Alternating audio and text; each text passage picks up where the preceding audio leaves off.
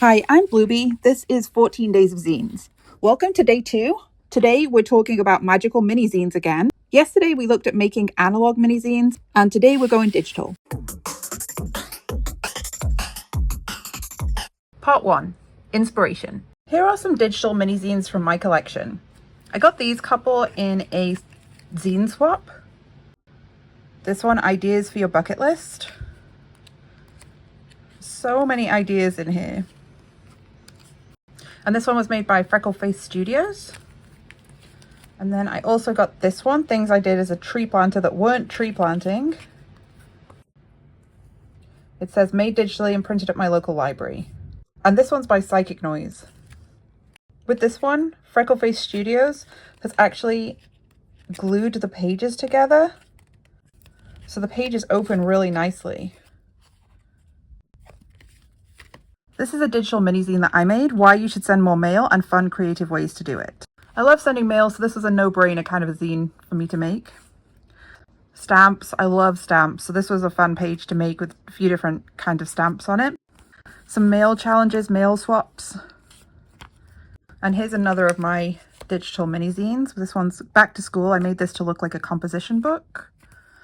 This one I made in August of 2024. I didn't put the date on this one, usually I do. I wanted this to feel like going back to school since that was the time period when I made it. It says, I'm excited for us to learn, explore, and grow together. Here's your new schedule. Period 1, biology. Period 2 and 3, art. Period 4 is a field trip.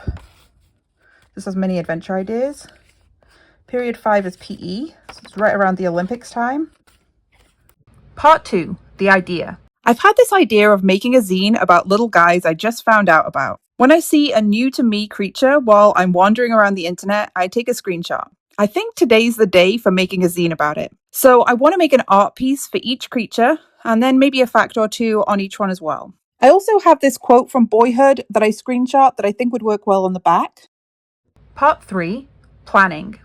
So of these guys that I've collected, I'd like to pick the 6 that are most calling to me, plus the front and back cover, and that will give me the 8 pages. So looking at these guys today, I think I'm most drawn to the Skeleton Panda Sea Squirt. This Eastern Quoll looks cool. I don't think I can pass up this telescopic fish. Look at this guy. This snow fairy bird is so adorable and I would like to draw him. I also love this curl-crested Aracari, and it's more colourful too. And then last but not least, this pink fairy armadillo. I was thinking about calling this cute guys I just found out about, but that telescope fish is a little terrifying, even though I love him. So I think I'm going to call it interesting guys instead. Typically, I use Procreate on the iPad with the Apple Pencil to make my digital mini-zines. So let me show you how I set up a template for that. So here I am in Procreate, and I have just a letter size sheet set up, which is 8.5 by 11 inches. I created a new layer and filled the entire layer with just a color. I chose hot pink, but it really doesn't matter. One thing that's really important in the settings is to make sure that you have magnetics and snapping on. So you'll just click on the blue arrow at the top and then the snapping option at the bottom left here, and just click on the snapping and magnetics.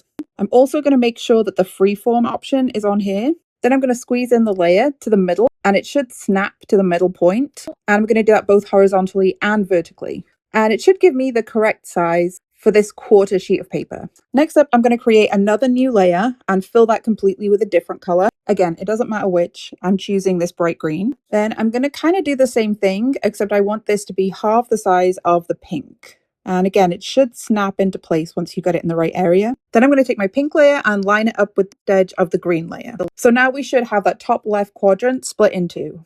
I'm going to merge this down into one layer and duplicate it and slide it over. Then I'll merge those layers together, duplicate it. I'm going to rotate it this time and then slide it down. And again, that should snap into place. And there we have it. Those are going to be the 8 pages of my mini-zine. So I'm just going to name this mini-zine template. And I'm just going to turn the opacity down so we can still see it and use it as a template. Now that we have the plan and the file set up in Procreate, let's get to drawing these creatures for the master copy. I'm going to use a separate canvas of size 5.5 inches by 8.5 inches for each page. Then I'll pull all the artworks into the template that we created. This just means my artwork will be a little bigger and I can get a little bit more detail into it. Part 4, the master copy.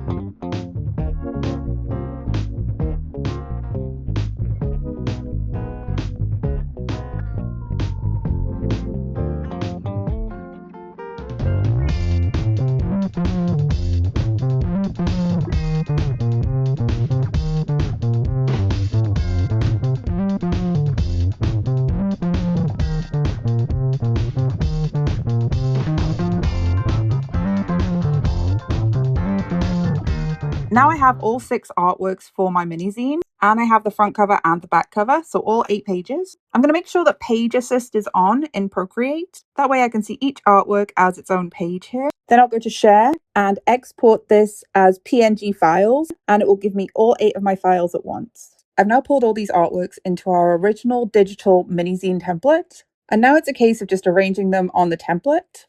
I'm going to pair them up to see which ones I like together as a spread, and I'll play around with this, make sure I've got it looking how I want it to be. Here's our finished digital mini zine, so next step is to print it out. Part 5, making copies. I have this double-sided matte photo paper, which I really like, but it does not do well with double-sided printing. I tend to get a lot of printer jams trying to print it on both sides. Since this is just a one-sided zine, I'm going to use this today. I did a bunch of test printing on my printer when I first got it. I find that the matte photo print setting gives me the blackest blacks and the most vivid colors, which is what I want. So I use that setting for everything. This turned out great. Now to fold it. I showed you how to fold a mini zine yesterday, but a couple of tips for handling colorful photo prints. This paper doesn't fold as crisply as regular printer paper, so when I fold it, I make sure to do each fold in both directions and also use my bone folder. I also use a sheet of regular printer paper over the colored print to avoid damaging it. I find that using the bone folder directly on the colored print on photo paper can cause it to chip off, and it doesn't look as nice then. Okay, it's all folded up. Now it's time for the final reveal. Part 6, final reveal.